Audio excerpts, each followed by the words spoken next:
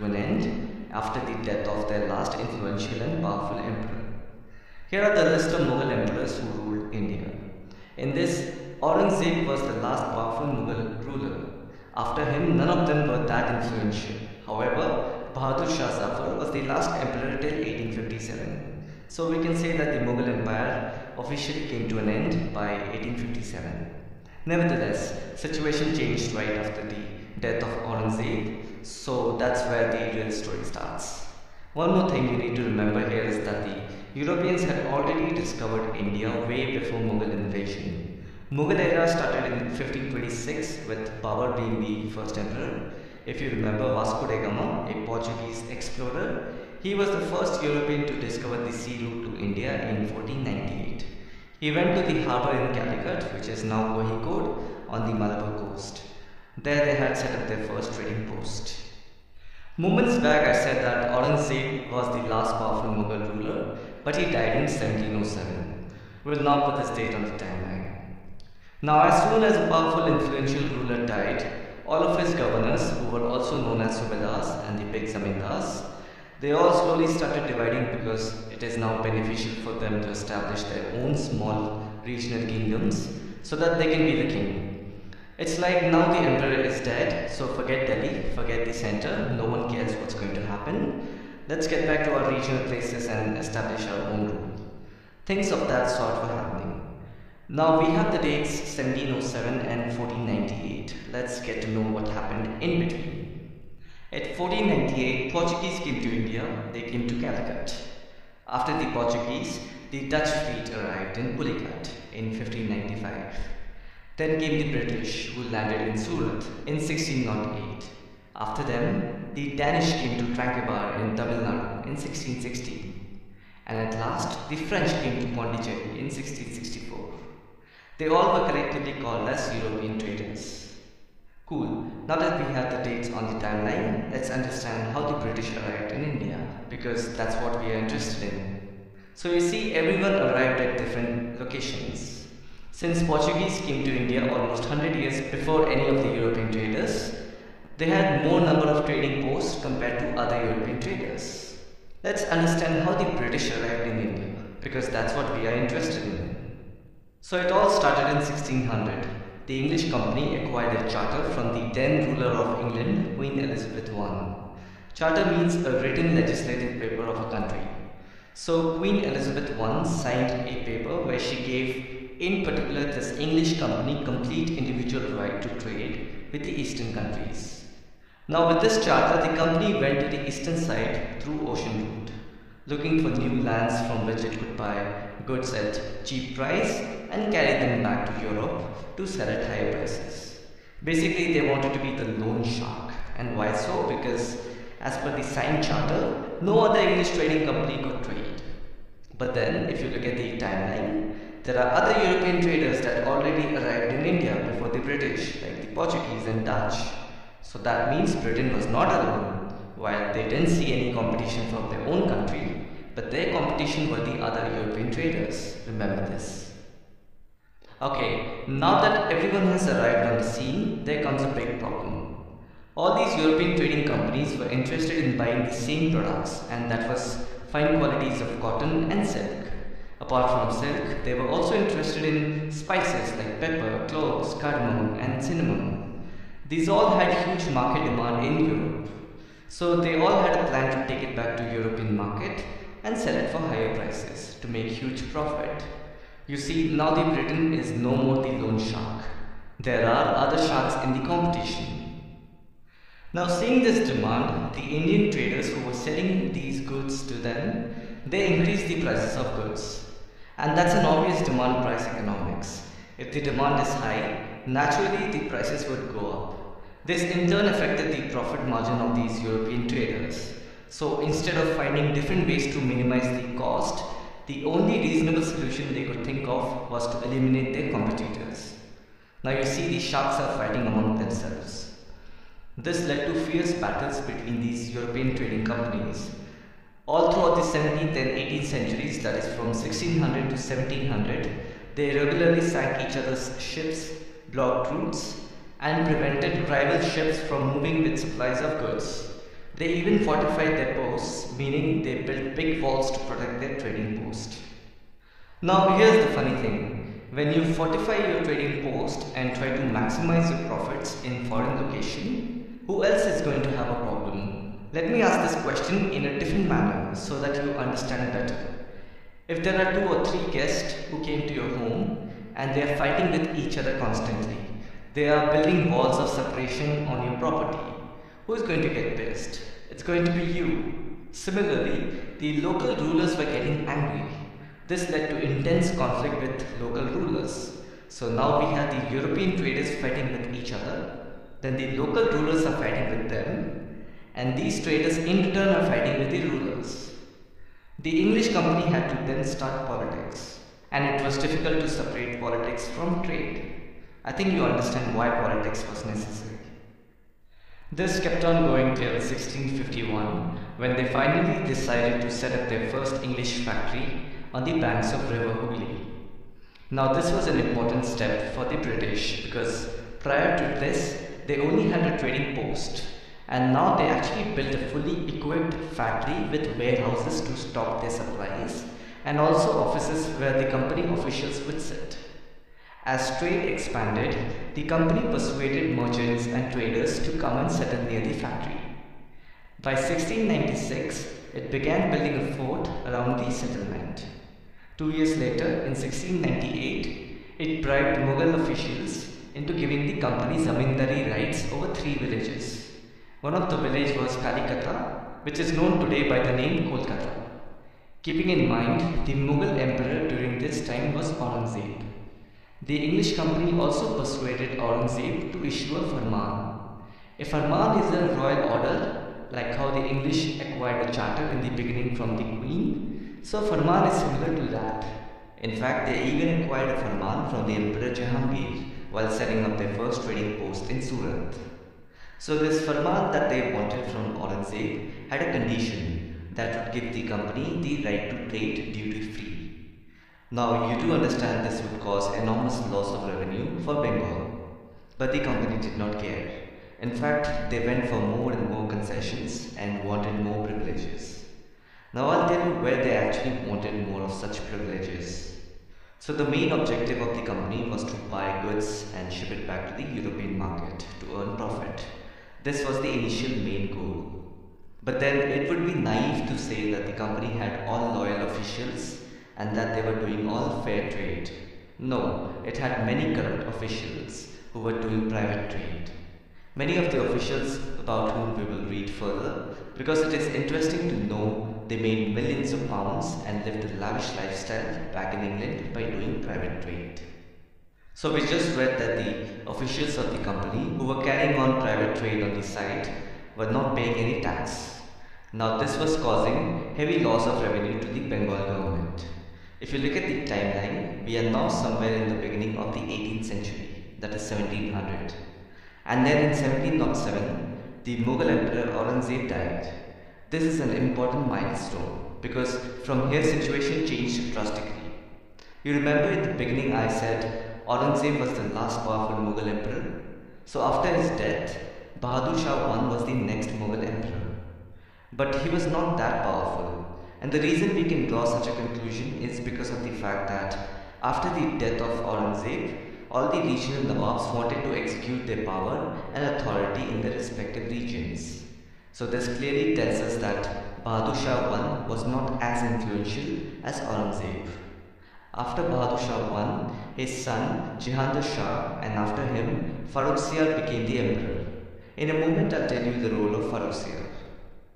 So we know that all regional Nawabs wanted to execute their power and authority in their respective regions. The same happened in Bengal as well.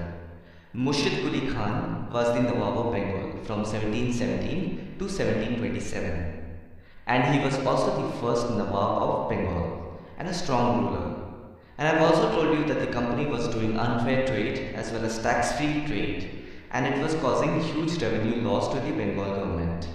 Now this was a serious concern for Murshid Quli Khan because he was the Nawab and the ruler of Bengal.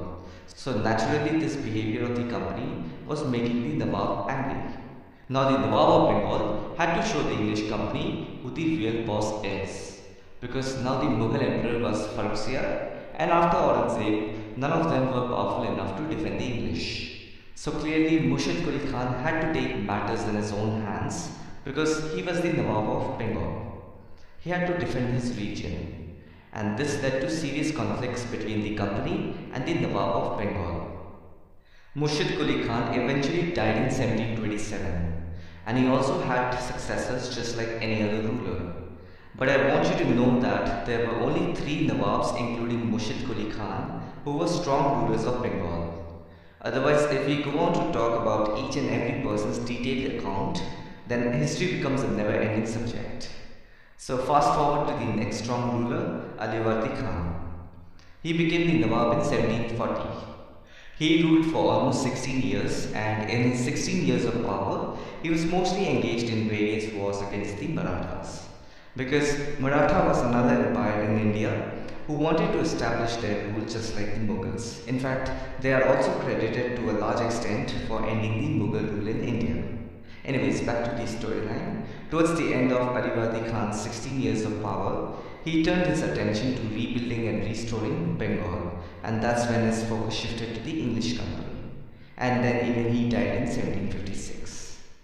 The third strong ruler of Bengal was Siraj-ud-Dawla. He was the grandson of Aliwardi Khan. He became the Nawab in 1756, soon after the death of Aliwardi Khan, who was his maternal grandfather. Even Siraj-ud-Dawla did not like the English company's behavior and their way of trade, and he wanted to do something about this situation because the company was depriving the Bengal government of huge amounts of revenue and undermining the authority of the Nawab. So if at all a question comes, what were the reasons behind or what led to the conflicts between the Nawabs of Bengal and the English company? The answer would be the company was not paying taxes, they were expanding their fortification, they were causing the Bengal government heavy loss of revenue, they were writing disrespectful letters and trying to humiliate the Nawab and his officials. So these were the reasons behind the conflict between the Nawabs of Bengal and the English company. Till now we have heard the Nawab's side of story, and as usual every story has 2 sides. So now let's hear what the company's justification to these allegations were. The company said that the unjust demands of the Bengal government were ruining the trade of the company, and trade could flourish only if the duties were removed. They also said to expand trade the company had to enlarge its settlements, buy villages and rebuild its forts. This was the company's justification. Obviously, both the Nawab and the company had different views, clearly contradicting each one's. And finally, this led to the famous Battle of Plassey. Now, Siraj-ud-Dawla became the Nawab of Bengal. As I've said earlier, he was a strong ruler, just like Aliwardi Khan. Plus, he also did not like how the company was doing duty-free trade and humiliating the Nawab's administration. So overall, he was angry and wanted to be strict with the company. Now this worried the company because the company always wanted a puppet ruler who would willingly give trade concessions and other privileges to the company. Now the company wanted to play politics here. They wanted to make one of Siraj-ud-Dawla's rival, the Nawab of Bengal, who would act like a puppet of the company. And Siraj-ud-Dawla came to know about this conspiracy and also the English interest in colonization of his region. He simply asked the company to stop interfering in the political affairs of his region. Then he also asked them to stop fortification work around the Fort William and pay the tax revenues. As usual, the company did not listen to his directives. So in 1756, when Siraj-ud-Dawla became the Nawab, in that year itself, he captured Fort William at Calcutta with his 30,000 soldiers and kept English soldiers and officials as temporary captives in the cells of that fort. So basically he attacked the English company. Now this news was immediately sent to the company officials in Madras. They sent forces on naval fleets under the command of Robert Clive. Robert Clive was an officer in the company's army. At that time he was a lieutenant colonel. Finally, in 1757, Robert Clive led the company's army against Siraj-ud-Dawla at Plassey. Plassey is a place near to the city of Murshidabad, which was the capital of the Nawab of Bengal. So what Robert Clive did was, he played politics and made an agreement with Mir Jafar, who was one of Siraj-ud-Dawla's commanders. Clive had promised to make him Nawab after crushing Siraj-ud-Dawla. As a result, the English company won the Battle of Plassey. They defeated Siraj-ud-Dawla because Mir Jafar took large portion of the Nawab's army away from the battlefield, ensuring his defeat. Siraj-ud-Dawla fled from the battlefield on a camel, securing whatever he could, but he was later captured by Mir Jafar's forces and was assassinated. Now the Battle of Plassey was the first major victory of the company in India. Since Robert Clive was the one who made it possible, he was immediately made as the Governor of Bengal by his superiors in Madras. So in 1757, Clive was made as the Governor of Bengal. The victory gave massive boost to the company because now they felt they were capable of ruling as well apart from trading. But then the company was not interested in taking over the responsibility of administration. Their prime object was to expand their trade with privileges from the local ruler. For this to happen, the company had to get itself involved in the internal affairs of the states. Keeping that in mind, the company started a new system called as the residency system, in which the company would appoint a resident who dealt with the relations between British India and a large number of princely states, in particularly looking after the interest of the company's trade. So in 1758, Governor Robert Clive chose Worran Hastings as the British resident in Bengali capital of Murshidabad. Now this person, Worran Hastings, was one of the prisoners who was held by Siraj-ud-Dawla's forces when they captured Fort William at Calcutta in 1756, due to which Battle of Plassey took place in the following year. So anyways, by appointing residents, we can clearly see what the company's intentions were. They wanted to use political, economic and diplomatic methods to extend their influence. For example, the company, with the help of its residents, was trying to decide who was to be the successor of the throne and who was to be appointed in administrative posts. And by doing so, it can extend its influence and become more powerful. Now this period from 1757 is the beginning of company rule in India. Now after the 1757 Battle of Plassey, Mir Jafar was made the Nawab of Bengal as promised by Robert Clive. He was known as the Puppet Nawab. Now even the Puppet Nawabs were not always as helpful as the company wanted them to be. After all, they had to maintain a basic appearance of dignity and sovereignty if they wanted respect from the regional people. So what did the company do when Mir Jafar protested? Well, the company deposed him and installed his son-in-law Mir Qasim in his place, meaning they installed another Puppet Nawab. So in 1760, Mir Qasim was made as the Nawab of Bengal. And in the same year, Governor Robert Clive left India and returned to Britain with massive wealth. He again came back later, about which I'll tell you in a while. As time went by, even Mir Qasim complained. In 1764, the company fought the Battle of Buxar under the command of Major Hector Munro against the combined armies of Mir Qasim, who was the Nawab of Bengal, made by the company, then Shuja-ud-Dawla, who was the Nawab of Awadh, and the then Mughal Emperor Shah Alam II. It was due to the lack of basic coordination among these three allies led to their defeat in Battle of Buxar. Mir Qasim fled the battlefield and later committed suicide, and Mir Jafar was reinstalled as the Nawab of Bengal in 1764 by the company. So he was made twice the Nawab of Bengal by the company. During the Battle of Buxar, Robert Clive was in England. He returned to India for the second time in 1765 and was appointed the Governor of Bengal in 1765 to 1767 for the second time. In 1765, Mir Jafar died, as he was the Nawab of Bengal, and soon after his death, the mood of the company changed because the company demanded more money from the Nawab to finance its wars and meet the demands of trade and its other expenses. It wanted more territories and more revenue, and a lot of times these puppet Nawabs would not listen, as they had to maintain a basic appearance of dignity to gain respect in front of their people. So basically, the company was tired of the puppet Nawab system. Governor Robert Clive then wrote to the company chairman in London. He said, "We must indeed become Nawabs ourselves." Remember, Clive was an officer in the company's army who was made the Governor of Bengal. He did not have any authority to conquer the Bengal province. While he could not, instead he lobbied his superiors for permissions to become a Nawab. In 1765, he introduced the dual system of government for the Bengal province. The dual system of government was a double system of administration, which was introduced by Robert Clive. Under this system, the administration was divided between the company and the Nawab, but the whole power was actually concentrated in the hands of the company. This complex system remained in practice during the period from 1765 to 1772. Under this system, the company undertook the defense and left the civil administration in the hands of Nawab. With no surprise, finally in 1765, the Mughal Emperor Shah Alam II appointed the company as the Diwan of the Bengal provinces. Of course, the emperor did not do this in free will. The Mughal Emperor Shah Alam II was just defeated by the English in Battle of Buxar. The Emperor Shah Alam II was forced to grant the Diwani of Bengal to the English company.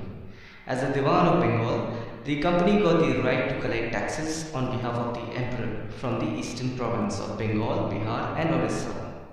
These rights allowed the company to collect revenue directly from the people of Bengal, Bihar and Orissa. In return, the company paid an annual tribute to the emperor. Now this solved a major problem of the company that it had all these years while it was doing trade with India. Once they got the Diwani rights, the company stopped receiving money from England to buy merchandise in India. The revenue received from Bengal was used for this purpose, and the money earned by selling these goods went back to England, not spent in Bengal. You see how one thing led to another, and eventually the company became economically self-sufficient and was also sending money back to England. So basically the British loot of India begins. Now apart from becoming a Diwan and acquiring more resources, power and authority, the company officials had some unfulfilled wish. Each company officials began to have visions of living like Nawabs. Now if you remember in the beginning I said, a lot of the company officials made millions of pounds and lived a lavish lifestyle back in England, all looted from the Indian treasury. One such person was Robert Clive. He made a lot of money in India. He came to Madras from England in 1743 at the age of 18. During that time, he was just an assistant shopkeeper in the English company.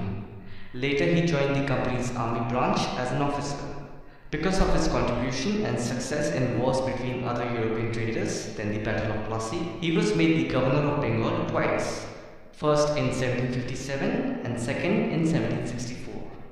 Then in the following year, that is in 1765, he persuaded the Mughal Emperor Shah Alam II to grant the company Diwani of Bengal. In 1767, he left India. His Indian fortune was worth 4,01,102 pounds. Just imagine the kind of quick money some of these company officials were making while doing private trade, as well as looting from the local Nawabs and the provincial treasury. After 5 years of leaving India, that is in 1772, he was charged with corruption by the British Parliament, who was suspicious of his vast wealth. Although he was acquitted, he committed suicide in 1774. This clearly proves that he was involved in many big corrupt activities during his time in India. So this was the quick story of Robert Clive, who was also known as the Clive of India. It would not be correct in saying that all the company officials were corrupt like Clive. In fact, there were many who did not make a lot of money. There were many who died in India due to disease and war. Many of them came from humble backgrounds, as their desire was to earn enough in India, return to Britain and lead a comfortable life. And those who returned with a lot of wealth, like Robert Clive, lived a lavish, flashy lifestyle. They were called Nawabs. It's an English version of Indian word Nawab. Now if you look at the timeline, we are now somewhere around 1774. But let's go back to 1772. During this time, the company acquired power not only in Bengal but also in Bombay and Madras. British territories were broadly divided into administrative units called presidencies. There were 3 presidencies, Bengal, Madras and Bombay. Each was ruled by a governor. Just like how Robert Clive was the governor of Bengal, like that there were governors of Madras and Bombay. The supreme head of the administration was the Governor General, meaning all these governors would report to the Governor General. And Worran Hastings was the first Governor General of India. He was appointed as the Governor General in 1772. And not to forget, Warren Hastings is the same guy who was once the prisoner of Siraj-ud-Dawla when he captured Fort William at Calcutta in 1756. Moments back I said Warren Hastings became the Governor General in 1772. Actually it was 1773. I missed it by a year. In 1771 he was appointed as the Governor of Bengal, just like how Robert Clive was the Governor, so I apologize for that. By now we know that the major part of the company's rule in India was divided in the form of presidencies. They are Madras, Bombay and Calcutta. Let me make a new timeline from here on so that everything looks clear. Warren Hastings became the Governor of Bengal in 1771. Before his arrival as the Governor, the dual system of government was already there and it proved to be very defective and unsatisfactory. Remember the dual system of government that was introduced by Robert Clive in 1765 and it lasted till 1772? There was absolutely no justice during this time. The courts were the instruments of power. That's why in 1771 the company authorities asked the then Governor of Bengal, Warren Hastings, to adopt certain measure and ensure that the collection of land revenue was smooth and fair to the local people. When the company acquired Diwani in 1765, a year after the victory in Battle of Buxar, it created a class of middlemen who collected revenue on behalf of the company and exploited the farmers. There was a dire need for a change in regards to civil and criminal justice system. Now keeping that in mind, in 1772, Governor Warren Hastings formulated a new system of justice, which was also known as the Judicial Plan of 1772. So what happened was the area of Bengal, Bihar and Orissa was divided into several districts. Each district was to have two courts, a criminal court which was named as Faujdari Adalat and a civil court which was named as Diwani Adalat. And each of these districts had an English collector as its head. Now you can relate how the present day district administrative system came into existence. The idea behind the plan was to create a fair justice system by correcting the defects and to retain as far as possible the local tradition and codes of law to which the people had become accustomed. That's why the Qazis and the Pandits were asked to interpret Indian laws for the English district collectors. Basically, Hastings' plan was to create a fair system of justice for the local people. That's why we can also say that the Hastings plan of 1772 was in many respects a boon to the people at that time, and the reason we can say so is because before 1772, under the dual administration system, there was no such thing as justice. The famous Great Bengal Famine of 1770 is a perfect example of how worse the policies of the English company were. So many people died due to hunger. It's in millions. They did not invest in India at all. There was a constant loot going on. The change in judicial system in 1772 to some extent brought back the confidence of the people in the government and the justice which they once had under the Nawab rule. But even this plan had a big defect. There were actually two huge defects in Hastings' plan. One was that now the collector acted as the administrator, the judge and the magistrate. If you see, too much power was given to a single official. And the second defect was the interpretation of the Indian law by the Qazis and the Pandits. Because relying on these native law officers while taking any judgment proved to be unsatisfactory. As you see, most of the time, these Qazis and Pandits used to give an interpretation of the law which were well suited or biased to certain section of the community. And that again created a divide. In 1773, a new Supreme Court was established at Fort Williams in Calcutta. Now you must be thinking, where did this Supreme Court come from?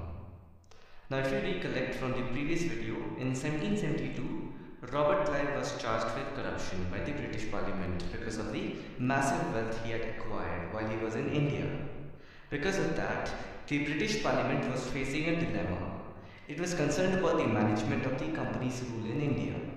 On one hand, the East India Company was important to the British Empire, and on the other, it also wanted to stop the servants of the company from engaging in private trade, which they were doing for a long time.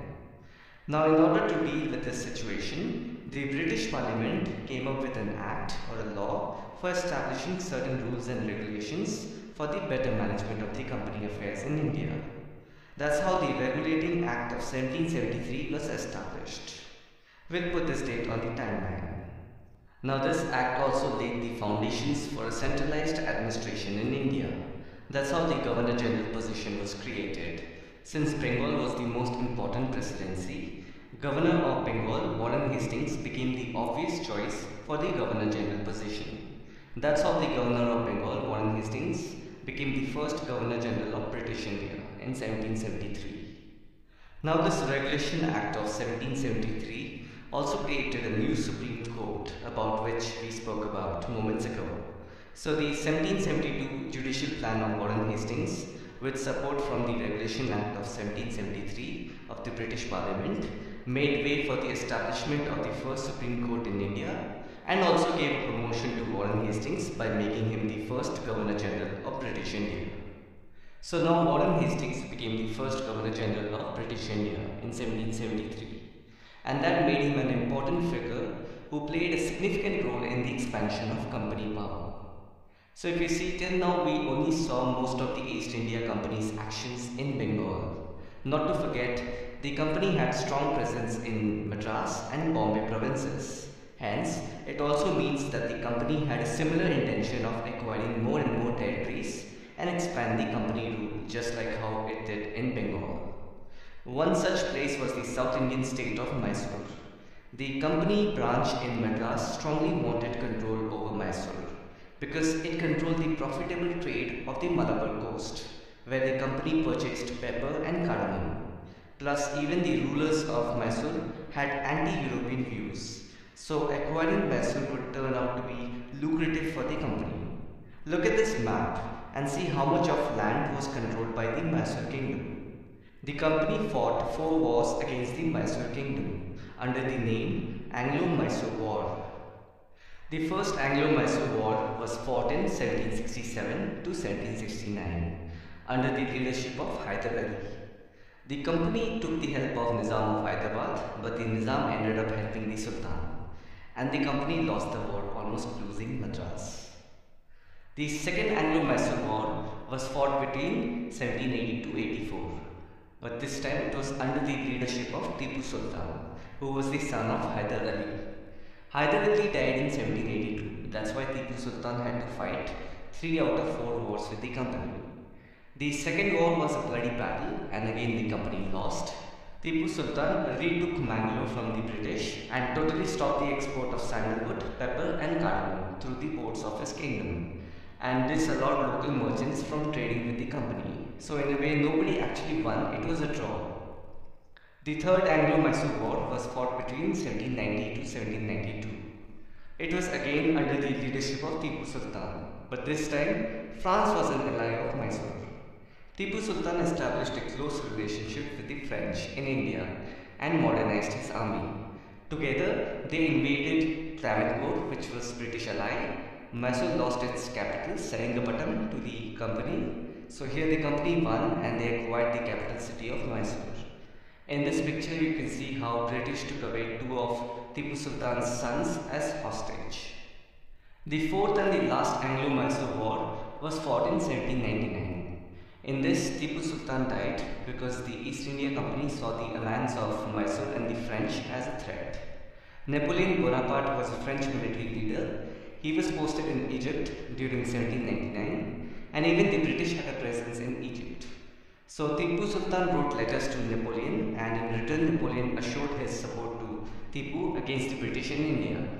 This was definitely a threat to the East India Company, so the company asked help from the Maratha Empire and the Nizam of Hyderabad. Mysore was attacked from all 4 sides. Tipu was shot and killed in the capital city of Seringapatam. So this way, from 1767 to 1799, the East India Company fought 4 wars with Mysore, and finally killing Tipu Sultan in the 4th Anglo-Mysore War of 1799. Worran Hastings was the Governor General from 1773 to 1785. After him, Lord Cornwallis became the Governor General from 1786 to 1793. and his successor was Lord Wellesley from 1798 to 1825. So it was during Lord Wellesley's tenure, Tipu Sultan was killed and the company expanded its rule in Mysore. So just now we spoke about the company's rule in Mysore and how they defeated Tipu Sultan with the help of Marathas and Nizam of Hyderabad. Now here is the clever part. The company even fought wars with the Marathas. To maintain their power, the British used political warfare as the means to take down their opponents. From the late 1700s, the company wanted to curb and eventually destroy Maratha power. Maratha Empire was a Hindu warrior group that emerged from the western Deccan Plateau, which is present-day Maharashtra. They had dreams of ruling India from Delhi just like the Mughals. Maratha Empire was divided into many states under different chiefs. In this map you can see how the Maratha Empire had so much land territory under their control. So naturally they were under the radar of the East India Company because the company pursued an aggressive policy of territorial expansion. They wanted to acquire as much territory as possible to establish their rule in India. And if you see, the Mughals, the Marathas and the Mysore kingdom had most of the land territory that the British went aggressively behind with their political and diplomatic methods. After the end of Third Battle of Panipat in 1761, the East India Company had an eye on the Maratha Empire. Because in the Third Battle of Panipat, the Marathas were defeated by the King of Afghanistan, Ahmad Shah Abdali. We have already seen that the 1757 Battle of Plassey was the first major war that the company had won on Indian soil. So the company got so much confidence that it thereafter went on several wars with the Indian rulers like Battle of Buxar, First Anglo-Mysore War, etc. So it is natural that they also had an eye on the Maratha Empire after their defeat in 1761 Battle of Panipat. The company fought 3 wars against the Maratha Empire under the name Anglo-Maratha Wars. The first one took place in between 1775 to 1782. 1775 was also the time when the company had acquired enough power in India. They even rolled out many administrative policies. By this time, the first Governor General position was created. Then the first Supreme Court was established. This all tells us that by 1775, the company had expanded its rule in many regions of India. So we should not be surprised that now the company went on war against the Marathas. The first Anglo-Maratha War started with Treaty of Surat and ended with the Treaty of Salbai. The second Anglo-Maratha War took place in between 1803 to 1805.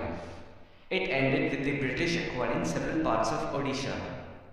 And the third Anglo-Maratha War took place between 1817 to 1818. This was the final and decisive conflict between the British East India Company and the Maratha Empire in India. The war crushed the Maratha power. The Peshwa was removed and sent away to Bithur near Kanpur with a pension. The company now had complete control over the territories of Mysore, Hyderabad, Lucknow, Pune, Travancore, Cochin and many other princely states. Now if you see, during the first Anglo-Maratha War, the Governor General Worran Hastings was in office. He left office in 1785. Then Lord Cornwallis came in 1786. He was there till 1793. After Cornwallis, it was John Shore from 1793 to 98. After him, Richard Wellesley was the Governor General from 1798 to 1805. So the second Anglo-Maratha War took place under the leadership of Governor General Richard Wellesley.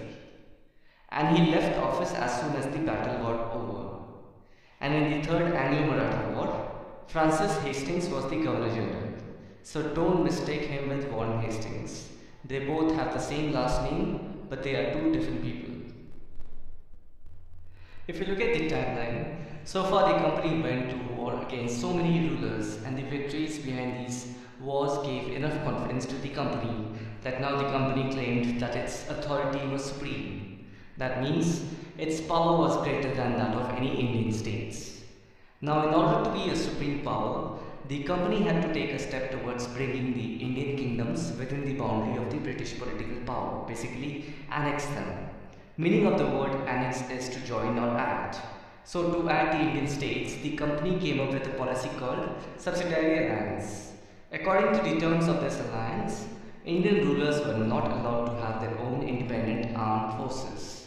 They were to be protected by the company, and in return the rulers had to pay for the subsidiary forces. If the Indian rulers failed to make the payment, then part of the territory was taken away as penalty. Now let's get to know a little more about Subsidiary Alliance. The Doctrine of Subsidiary Alliance was framed by Lord Wellesley, the Governor General of British India from 1798 to 1805. So if you see the timeline between 1798 to 1805, it was the time when the 4th Anglo-Mysore War got over, as well as the 2nd Anglo-Maratha War took place. It was during this time the policy of Subsidiary Alliance was introduced.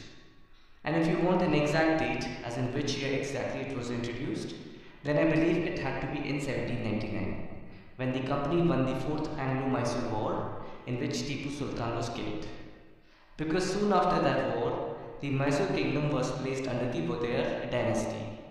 Now if the company fought a war and then made another dynasty in charge of it, then it had to do so with certain conditions, right? It cannot be a charity. So that was the first incident when the company officially rolled out the Subsidiary Alliance policy. So the date 1799 fits well because that time Lord Wellesley was the Governor General, and Subsidiary Alliance is a creation of Governor General Lord Wellesley. Now unofficially, the Nawab of Awadh, that is Shuja'ud-Dawla, was the first to enter into Subsidiary Alliance after the 1764 Battle of Buxar. Now I'm not trying to confuse you over here, I just want you to think critically, because in one hand, the policy of Subsidiary Alliance was framed by Lord Wellesley, about whom we clearly know that he was the Governor General from 1798 to 1805, and on the other, we know that in 1764 Battle of Buxar, 3 parties fought against the company. If you recollect, it was the Nawab of Bengal, Mir Qasim, then the Nawab of Awadh, Shuja'ud-Dawla, and the Mughal Emperor of that time, Shah Alam II. And we know that the company won the war. It acquired Diwani of Bengal. Officially, Bengal was under the company's control. But what about Awadh? The company did not do anything to Shuja'ud-Dawla. Instead, they forced him to enter into an alliance. And that was the first instance of Subsidiary Alliance. In the late 1830s, the East India Company became worried about Russia. It imagined that Russia might expand across Asia and enter India from northwest. Driven by this fear, the British now wanted to secure their control over the northwest. They fought a long war against Afghanistan under the name First Anglo-Afghan War that was fought between 1838 to 1842. The British won the war and established indirect company rule there. Sindh was taken over in 1843.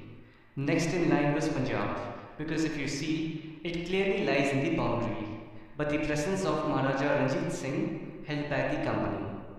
After his death in 1839, almost immediately, his kingdom began to fall into disorder.